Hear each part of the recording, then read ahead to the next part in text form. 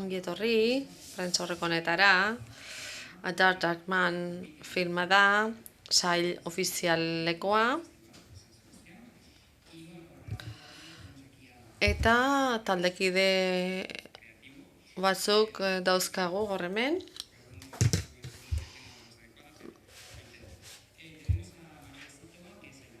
Mari Sitova, zuzendari laguntzailea, kogidoilaria ere bai, Aida Sharipov, argazki zuzendaria, aktoreak, Danilar eta Dinara, zuzendari artistikoa, ekoizlea eta baita zuzendaria bera ere, Adirjan Yersanov.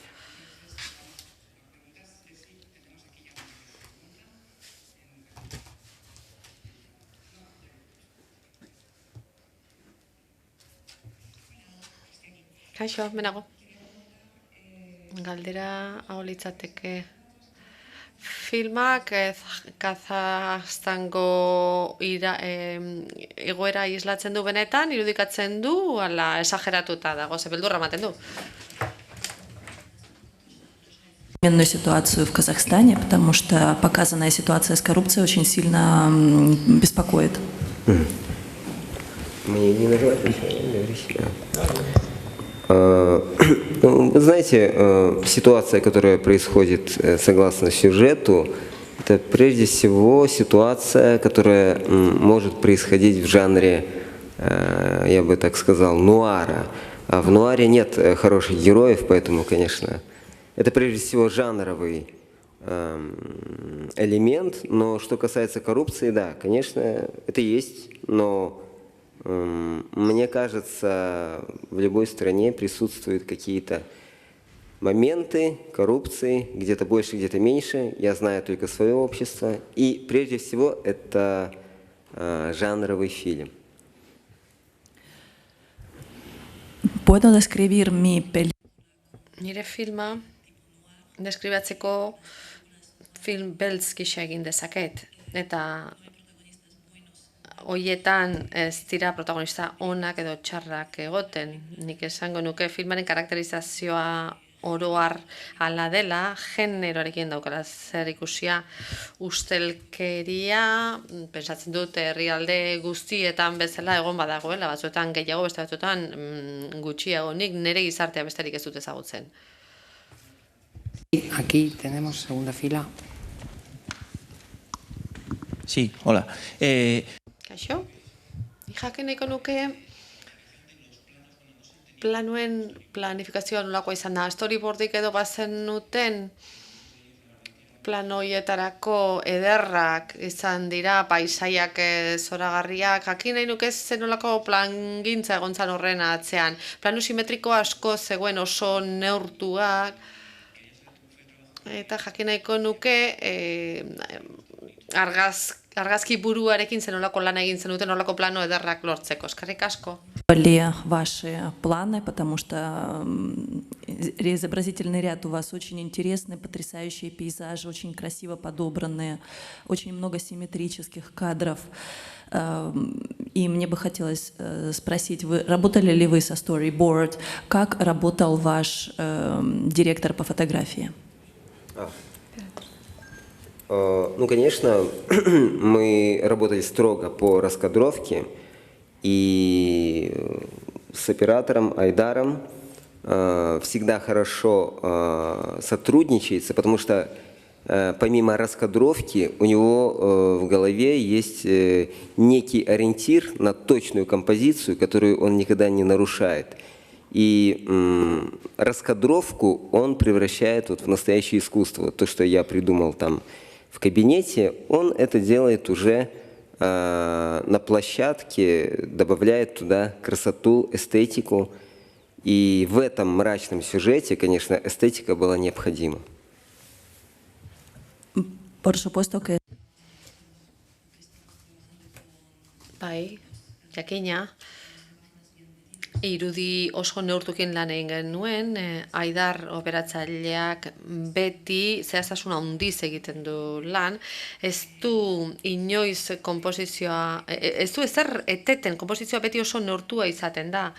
Eta noski, hau bezalako film dramatiko gogor batean, konposizioen edertasuna artea oso beharrezkoa zen. Eta nik bulegoan irudikatzen nuen ura gai izan da sortzeko eta edertzeko operatzailea. Bertatik bertara. Behar da, zuzendari artistikoa eta argazki burua ere zerbait eranzteko gai izango dira. Присутствующие здесь создатели картины могут также что-то добавить? You mean to this particular question or? Да, я Sí, думаю, continuando un poco Айдар la- может. Bai, galdera honi erantzuteko, ezta?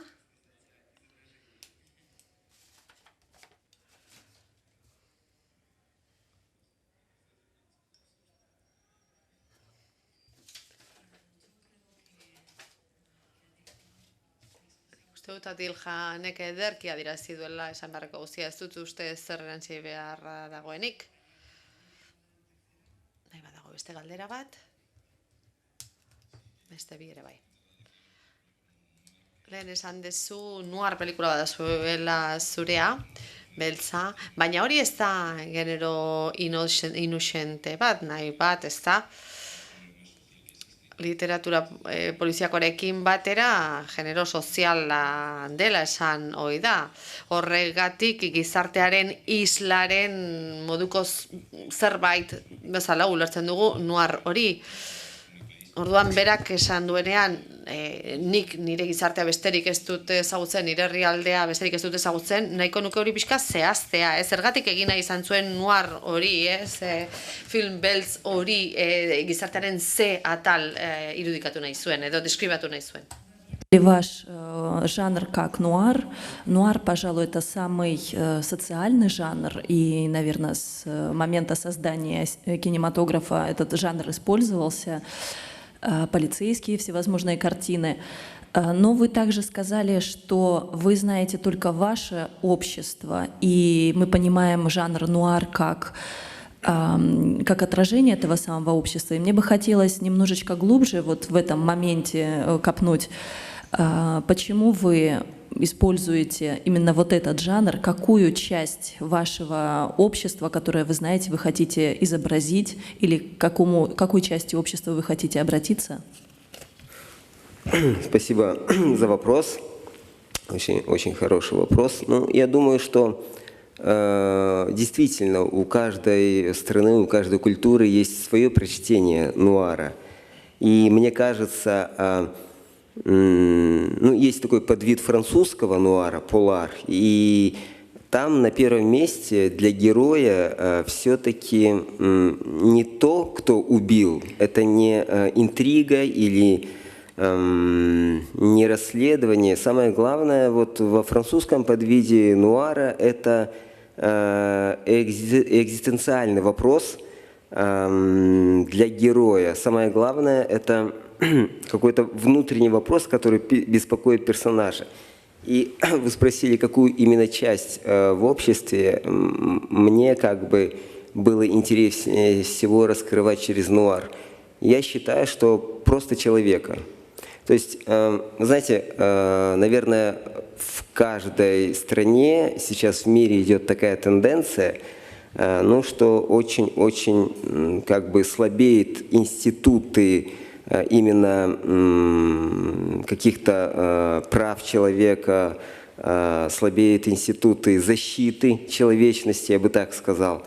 И в нашем обществе очень часто возникают какие-то вопросы, куда делся человек.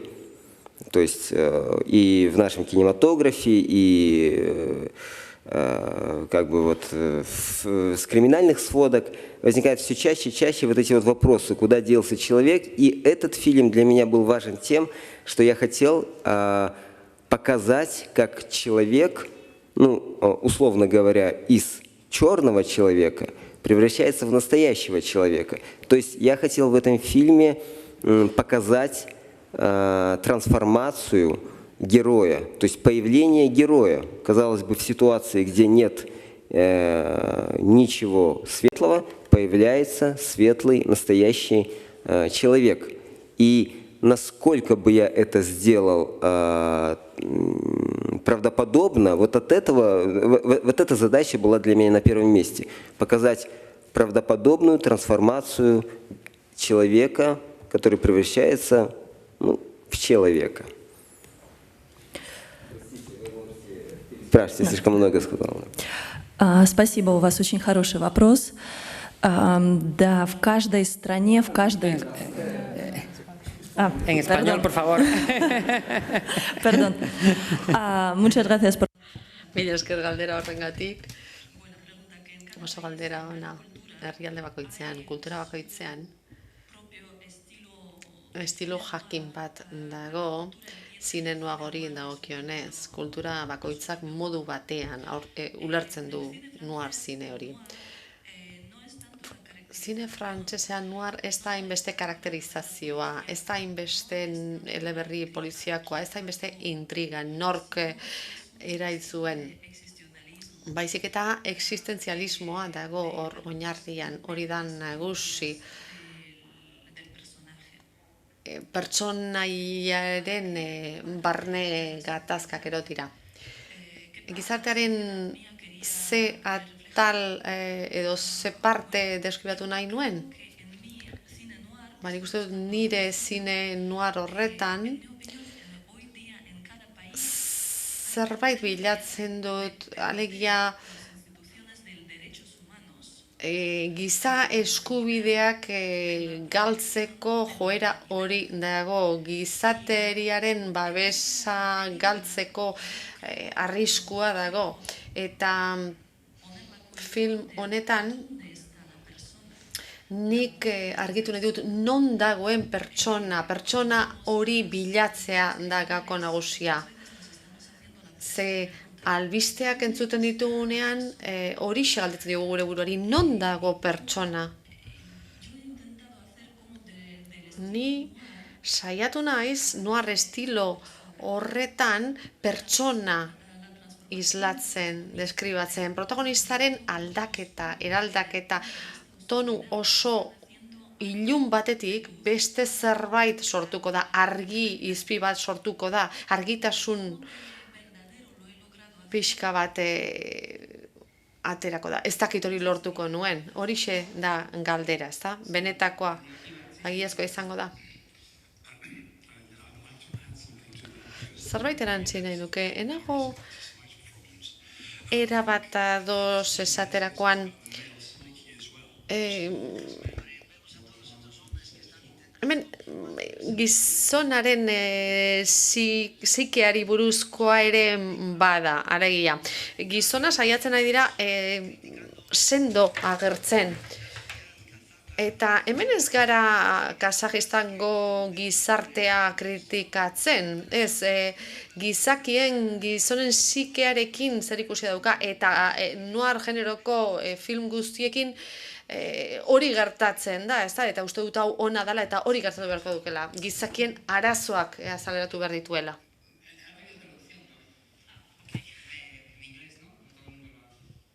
Bai, dano jaso duzu ez da, ingelesa itzuli da, ingelesekoa ez dago itzuli beharrik. Zorionak talde osoari, ekoizpen talde osoari. Minutuek aurrera egin ala, gero eta galdera gehiago sortzen ziren, eta ikuslea gero eta gehiago harrapatzen zuen. Ni ere ikerketa kazetaria izan nintzen hasieran, eta benetan pixkanaka erabat harrapatu nau, zorionak denoi beraz. Galdera honako litzateke. Pertsonaien aniztasunak arreta eman zidan, nola lotu zenituen? Oie guztiak. Режиссера и всю команду, у вас получилось потрясающее кино. Проходили минуты, и я думаю, что и все остальные зрители, мы себя чувствовали пойманными в вашем фильме, и у нас каждый раз возникало больше и больше вопросов. Я также была журналисткой, я также занималась журналистскими расследованиями, поэтому я себя почувствовала очень такой вот изображенной в этом фильме. И мой вопрос У вас очень разнообразные герои в вашем фильме. Как у вас получалось таких разных героев собирать воедино? Спасибо за вопрос. Вы знаете, при всем многообразии актеров их всех объединяет одна черта. И благодаря этой черте я, в принципе, всегда подбирал актеров. Для меня актер – это прежде всего личность, и чем больше в нем нетипичного, чем больше в нем чего-то… Вот, знаете, есть такая вещь, как опыт, багаж. Бывают люди вроде бы в возрасте, но у них нет багажа. А бывают совсем молодые, но чувствуется, что у него есть этот багаж. Это в глазах, это не передать. И я всегда,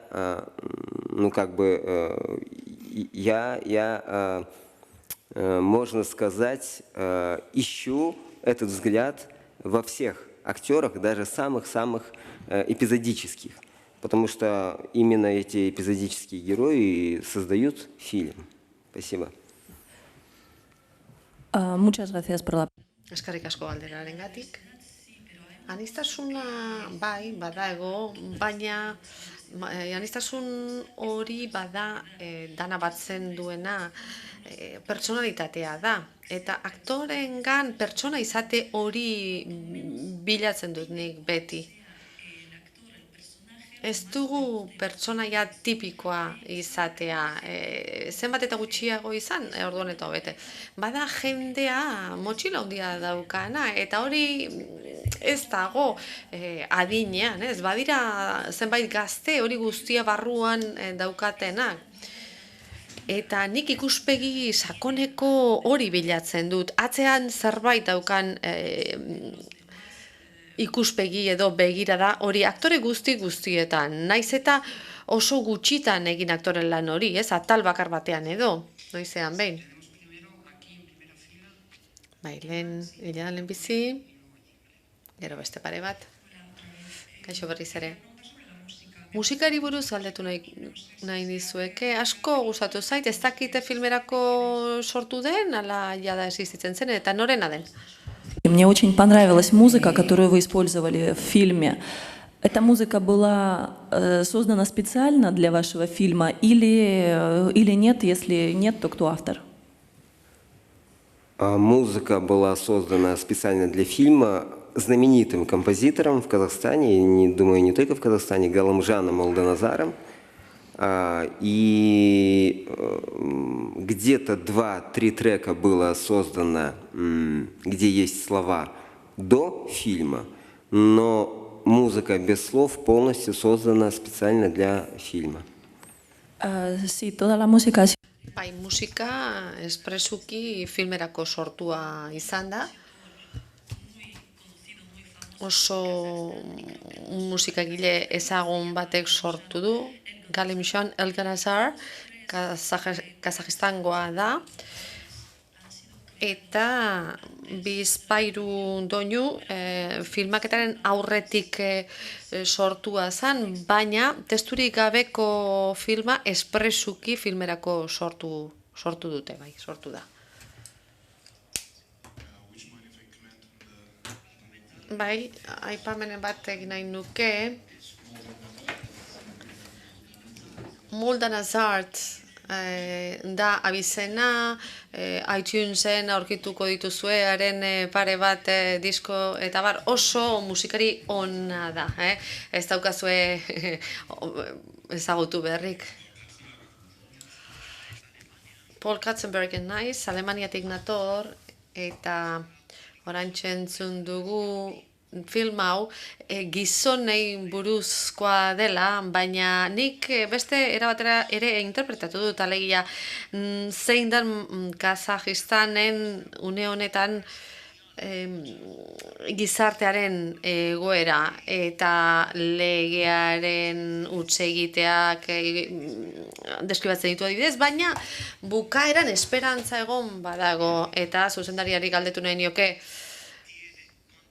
zuk ere egoera politikoa horrela ikusten zuen Kazajistanen, alegia esperantza ikusten ote duzuen, presidentea aldaketa bat egon da, protestak egon dira, manifestazioak egon dira, eta bar, baina ikusten dut behar bada zuk baduzula esperantza zure herrialdearekiko.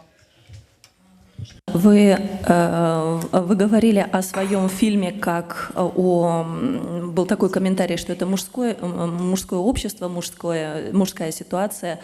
И вот мой вопрос, он будет больше о том, что вы отражаете ситуацию в Казахстане. В вашем фильме похоже, что это такое вот общество без закона, общество, где закон такой, большая условность. Но также в вашем фильме в последних кадрах есть надежда о том, что все-таки вот есть какая-то надежда. Возможно, это вот будет больше к вам, как к режиссеру, вопрос. Вот также в Казахстане не так давно произошла смена политической власти, там были выступления, но тем не менее поменялся президент. И, возможно, это тоже вы видите как такой вот лучик надежды? Во-первых, понимаете, в жанре, опять-таки повторюсь, взять любой фильм, классический фильм из этого жанра, то «Беззаконие» — это первое, на чем основывается любой фильм нуар. Это и «Мальтийский сокол», и все классические фильмы, и «Самурай», и так далее. То есть вопрос закона и беззакония — это художественное правило, которое я использовал. Я не претендую на то, чтобы отражать политическую, социальную, документальную правду в фильме. Не дай бог, я за это никогда не взялся бы. Но что для меня важно, это чтобы в художественном сюжете, в этом жанре, передать надежду. И я рад, что вы увидели надежду даже в фильме жанра нуар. Вот. А что касается политической ситуации и вообще ситуации в Казахстане, все хорошо. Все хорошо, есть какие-то проблемы, но, видите, я человек изнутри, и мне сложно судить, насколько плохо или хорошо. То есть лет 15 назад, когда я приезжал в Европу, я видел большую разницу. А сейчас, когда я приезжаю в Европу, этой разницы практически уже не видно по сравнению, допустим, со столицей. Поэтому, наверное, все-таки все же ситуация улучшается постепенно. Ley o no ley. Legea egon edo ez noa generoko film horretan hori da gakoa. Legerik gabeko legean da hor araua. Horrela egiten dira film horiek. Horregatik ez dut egia dokumental bat adierazi nahi. Enaiz politikaz ari. Ez dut hori egingo. Ez dut hori egin nahi, inolaz ere. Nire filmean esperantza adierazi nahi nuen, naiz eta filma iluna izan. Eta pozik nago, ze esperantza hori zuek ere ikusteko gai izan zarete. Egoera politikoari buruz hitz egiteko, Kazajistanen dena ondo dago. Dena ondo. Arazoak egon badaude, baina ni barrutik nator. Barrutik ikusten dut egoera. Eta enaiz gai epaitzeko ondo ala gaizki dagoen. Beste zerbait ere, esan nahi dut, alegia aldea ikusten dudala.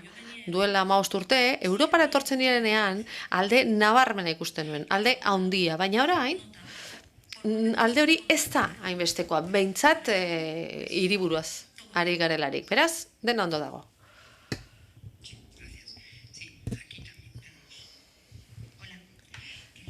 Kaixo? Galdera bat egin nahi diet aktorei eta beste bat zuzendarei. Aktorei galdetu nahi niake nola sentitu diren pertsonaia hain gogor hoiek egiterakoan ikusi dugu hotza handia pasatzen ari zinela adibidez. Zuzendariari beste hau galdetuko nizioke, autoaren simbolismoaz, edota sombreiruez, traje beltzei buruz, bueno, hoiei buruz galdetu nahi nike, eta humoreaz ere zerbait aipatze gustatuko litzaidake. У меня два вопроса. Один вопрос к актерам. Как вам было вот в этом фильме, в ваших ролях таких, с такой вот прям жестокостью, с силой такие? Вам было там и холодно, и где-то, может быть, страшно? Это вот мой вопрос актерам. А что касается режиссера, то к вам вопрос относительно, наверное, символических каких-то моментов. То, что в вашем фильме вот эта машина, которая все никак не заводится, может быть, где-то символизм черной машины, шляпы, которые выглядят как шляпы представителей закона откуда-нибудь из вестернов. То есть вот к вам будет вопрос по поводу символизма. Нет, вы знаете, я не думаю, что в фильме есть вообще символы в том плане, что какие-то вещи, которые что-то конкретно означают. Я думаю, что в фильме есть образы, но они ничего не означают, они скорее те шляпы ковбойские, которые носят полицейские, да, это своего рода такой оммаж вестерну, конечно. Что касается каких-то других знаков в фильме, то это просто знаки, которые ничего не значат, потому что я не думаю, что в фильме есть какой-либо символизм. Я, по крайней мере, надеюсь на это. Это просто образы. Если вы позволите, вторая часть еще вопроса была по поводу юмора в вашем фильме. Без юмора вообще сложно жить, и мне кажется, что любой фильм, любого жанра должен обладать юмором. Даже Шекспир, самый кровавый драматург, писал с юмором, его трагедии это всегда полны иронии. И мне ничего не остается, как также использовать юмор даже в этом жанре. No creo que en mi película... Ez dut uste nire filmean simbolo zehatzik dagoenik. Ez dago harreman zehatzik simboloien artean. Sombreiruak, kauboienak. Behar bada hor omenalditxo bat dago western generoari. Beste simboloak ez ditut ala ikusten, nik ez ditut simbolo gisa ikusten. Ez, nik ez ditut horrela erabili. Hori ukatu egingo dut. Humoreaz hitz egiteko, tira zaila da humorerik gabe bizitzea. Eta film guztiek izan behar dute humore puntu bat. Baita drama odoltsuenak ere, Shakespearenak, hark ere bere drametan humorea eta ironia erabiltzen zuen, eta ni saiatzen naiz haren ereduari jarraitzen. Aktorentzako galderak ere bazeuden. Hola. На самом деле, да, вы правильно заметили. По поводу природных условий было холодно очень. Это была поздняя осень. Также внезапно во время съемок выпал снег, что Адильхан очень красиво использовал в фильме. И, естественно, мы не были подготовлены, потому что температура резко упала. Но это, скажем, если ты актер, ты должен быть готов к любым условиям. Поэтому мы не жаловались. Вот. По поводу того, что в фильме, да, атмосфера жуткая, на самом деле на площадке этой жуткости не было. Единственный момент для меня, когда мне было действительно страшно и не по себе, это как раз-таки, когда был макет трупа мальчика. Вот. Мне было сложно на него смотреть. Вот. Спасибо. Gracias por... Eskerrik asko. hain xehetasunera juteagatik, bai, hotza handia pasatu genuen udazkena zen, eta ezustean, elurra egin zuen, eta ikusiko zenuten, ze polita gelditu da horri esker, ze ondo jokatu duen zuzendariak horrekin, eza. Temperatura ikaragarri haitsi zen, baina gu aktoreak gara, eta beti prest egon behar dugu. Gertatzen den horren aurrean, ez ginen kexu agertzen, horrorea ematen du, ez, filma ikusteak, baina gu filmatzen ari ginen bitartean ez genuen hori sentitu. Behin bakarri sentitu nuen horrore hori nolabait, ez? Aurraren, gorpuaren panpina ikusi nuenean, ez? Orduan egon behar izan nuen, orduan bai sentitu nuen horrorea, oso zaila izan zen. Bai, lankideak arrazoi du, ni lehen egunean gaixotu egin nintzen, eta filmaketa osoan zehar gaixo egon nintzen, etengabe hotzak egon nintzen, hori izan zen gogorrena. Eta beste azken estena izan zen, danak akabatu behar izan dituen, eta dana zen odola, eta aurpegian bi aldeetan tiro bana jaso nituen. Ez dago azken bertsioan, baina ezagutu behar izan, edo erakutsi behar izan nuen nola ateratzen zitzaizkidan hortzak, ez? Eta ia botaka hasi nintzen, ez? Hau lehen pertsonia dramatikoa da, gainerako lana komedia izan da, baina oso pozik nago. Beraz, ez dut komedia bakarrik egiten, azkenean drama bat ere egin dut. Inozentzia azpimarratu nahi nuke bi pertsonaietan.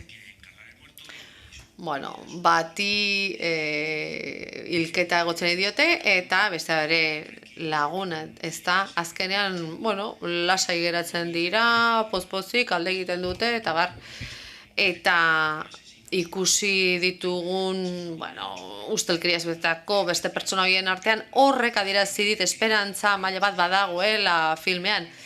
Lehen aipatu da, baina ezakit, hori izan helburua, lehia mezuaren parte bat hori da, ze pertsona horiek izugarri gustatu zaizkit. Отметить двух совершенно безвинных ваших героев, которые очень выделялись на фоне всего того, что происходило, всего того страшного, темного. То есть были там и убийцы, коррупционеры. И вот эти два персонажа, совершенно такие какие-то светлые, я их увидел как, наверное, луч надежды. О надежде мы с вами уже говорили. Это действительно так? Да, я думаю, что так, потому что это герои, которые лишены какой-то выгоды и корысти, которые есть в людях взрослых. Это большие дети. И, можно сказать, это ключевые образы в фильме, потому что без этой чистоты, без этой какой-то высоты и бескорыстности не было бы главного героя, который трансформировался. Это такой, я бы сказал, антитезис той ситуации, которая представлена в sujete. Estoy de acuerdo. Ados nago, esaten duzunean bi pertsonaia horiek gabe elitzatekela posible film osoa. Alegia oso garbiak dira, argia ematen dute, ez daukate inolako interes ezkuturik, ume handi batzuen antzekoak dira, eta araztasun hori gabe, garbitasun hori gabe, protagonista ezingo litzateke bir sortu pertsona gisa. Ezingo genuke pertsona hori sortzen ikusi. Bi karaktere horiek dira antitesi haundia filmean zegoen alde ilun horren aurrean. Azken galdera bat argenezake, nahi izan ezkero, eta ja bukatzera egingo dugu.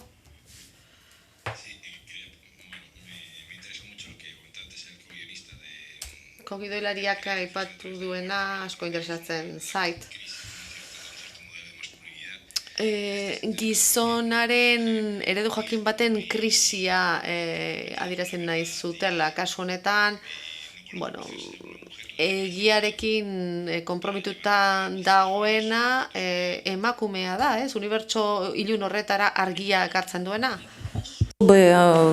Также в сторону развития идеи о том, что это мужской мир, фильм в таком черном свете, кризис такого мужского мира, но в этом мужском мире единственное, пожалуй, такое вот светлое, то, что несет как-то вот свет, правду, это женщина. Да, это абсолютно так. Я всегда был уверен, что все зло в мире от мужчин, а все добро от женщин. Это не шутка, я в это верю. Sí, es así. Bai, hala da. Ados nago, planteamendu horrekin, beti pentsatu izan dut, txarra den guztia, gizonaren gandik datorrela. Eta ona, argia, emakumeen gandik datorrela. Mila esker. Bueno, ja bukatu egin behar dugu. Ez dakit zuetako taldekidetakoren batek beste zerbait erantzi nahi duen.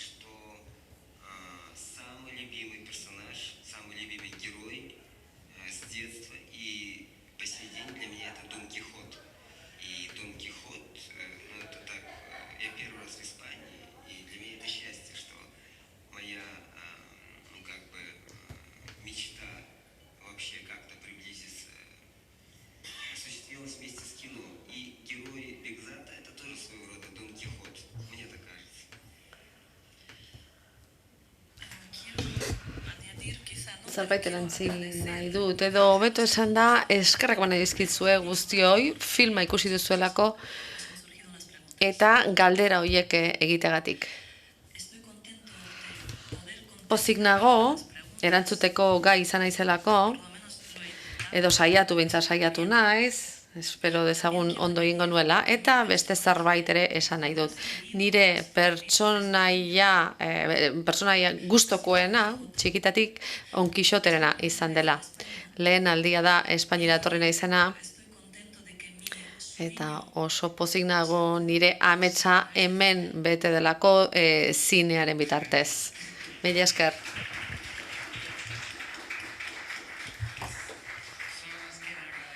Mila esker guztioi onatortzeagatik, filmakatzagatik eta zorte on. К нам приехали, и огромной вам удачи с вашим фильмом. Спасибо. Gracias.